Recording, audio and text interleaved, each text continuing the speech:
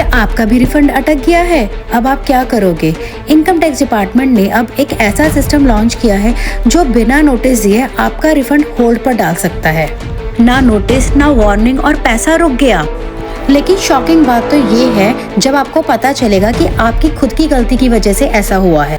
आजकल ये आप बहुत सारे लोगों से सुन रहे होंगे, ITR फाइल तो की है पर अभी तक रिफंड नहीं आया।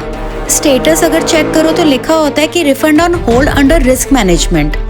अब सवाल ये है कि रिस्क मैनेजमेंट है क्या और आपका पैसा क्यों रोक दिया गया है? सिंपल लैंग्वेज में अगर समझे तो इनकम टैक्स डिपार्टमेंट ने एक ऐसा स्मार्ट सिस्टम बना लिया है जो आपकी रिटर्न को स्कैन कर रहा है, बिल्कुल एयरपोर्ट सिक्योरिटी की तरह। जैसे एयरपोर्ट पे सस्पिशियस बैग्स को साइड में निकाल दिया जाता है, वैसे ही ये सिस्टम सस्पिशियस रिफंड को होल्ड पे डाल देता है। इस सिस्टम का नाम क्या है? इस सिस्टम का नाम है रिस्क मैनेजमेंट फ्रेमवर्क। अगर इस सिस्टम को लगता है कि कुछ गड़बड़ है तो वो आपका रिफंड फ्रीज कर देता है। अब आता है सबसे इम्पॉर्टेंट पार्ट कि आपका रिफंड क्यों अटक गया है। Reason number 1, AIS mismatch. Income एक जगह कुछ और आ रही है और AIS में कुछ और आ रही है। रीजन नंबर 2, आपने एक्स्ट्रा डिडक्शन क्लेम की है, जितने के लिए आप एलिजिबल नहीं हो आपने उससे ज्यादा ITR में क्लेम कर लिया है।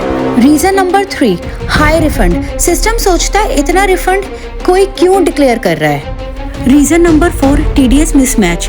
फॉर्म 26 में TDS कुछ और आ रहा है, ITR में कुछ और आ रहा है।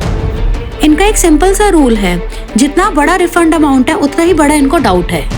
हैरान तो आप तब होंगे जब आपको ये ट्विस्ट पता चलेगा ये कोई नोटिस ही नहीं है। मतलब ये डिपार्टमेंट आपको ऑफिशियली कुछ बोल ही नहीं रहा, ना तो 143(1) की इंटीमेशन और ना ही कोई स्क्रूटनी नोटिस, सिर्फ एक सिंपल सा मैसेज रिफंड ऑन होल्ड। ये सिस्टम ITR को प्रोसेस करने से पहले ही उस रिटर्न को फिल्टर करके अलग कर देता है, मतलब गेम स्टार्ट होने से पहले ही आउट। लॉ के अकॉर्डिंग अगर आपको रिफंड रोकना है तो एक प्रॉपर प्रोसीजर को फॉलो करना होगा, लेकिन ये सिस्टम तो इंटरनली काम करता है। इसका मतलब ये लीगल ग्रे एरिया में है।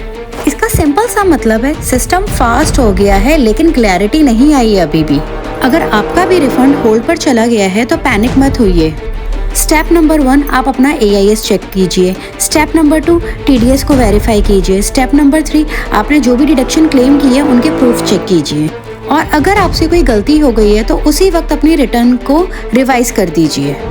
अगर रिवीजन की डेट जा चुकी है तो आप ITR U में भी अपनी रिटर्न को करेक्ट कर सकते हैं, लेकिन उसके अपने खुद के कुछ पैरामीटर्स होते हैं। अगर आपकी रिटर्न उन पैरामीटर्स पे क्वालिफाइड हो रही है तभी आप उस रिटर्न को भर सकते हैं।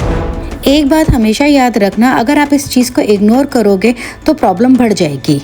अब आप फ्यूचर का सबसे बड़ा सच सुनिए। इनकम टैक्स डिपार्टमेंट अब AI यूज कर रहा है, मतलब आने वाले टाइम में हर छोटी गलती पकड़ी जाने वाली है। फेक क्लेम करना अब ऑलमोस्ट इम्पॉसिबल हो जाएगा।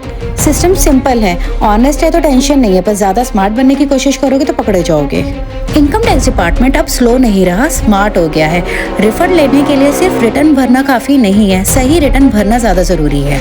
अगर आप अपनी रिटर्न किसी CA से भरवा रहे हैं तो उसको कंप्लीट डाटा दें, जिससे कि आपकी रिटर्न सही जाए और आपको सही टाइम पे रिफंड मिल जाए। सिस्टम को बेवकूफ बनाना मुश्किल नहीं, इम्पॉसिबल हो गया है। रिफंड का रुकना वार्निंग नहीं, सिग्नल है। ITR में छोटी सी गलती भी आपका बहुत बड़ा डिले कर सकती है। डिपार्टमेंट चुप है पर वो देख सब कुछ रहा है।